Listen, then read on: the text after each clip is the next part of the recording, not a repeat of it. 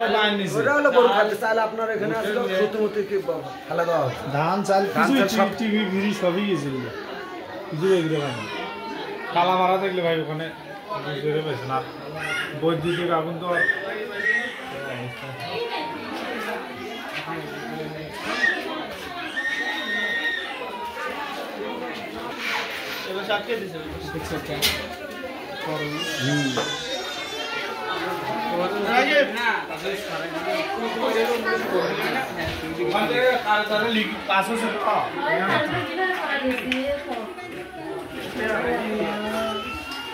ভোটটা দেখো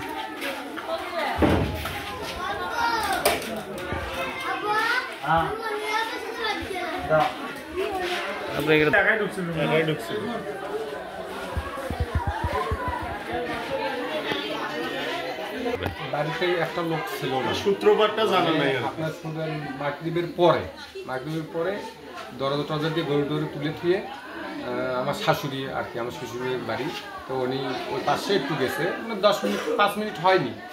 আর আমার বাড়ি হলে একটু পাশেই, আমি ওনার জামাই। তার মধ্যেই আগুন, পাশের বাড়ি এক লোক বলতেছে যে আগুন লাগছে।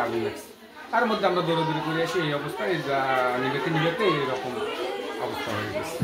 তো কীরকম ক্ষয়ক্ষতি হয়েছে? ক্ষয়ক্ষতি আমাদের তো ঘরের জিনিস জানাই ছিল মোটামুটি ধরেন 50,000 লোক, আমাদের বক্স থাকছিল আর ছিল মোটামুটি লাখ টাকার মতো জিনিস আমাদের একদম ছাই হয়ে গেছে, আনুমানিক 2-3 লাখ। আনুমানিক আর কি।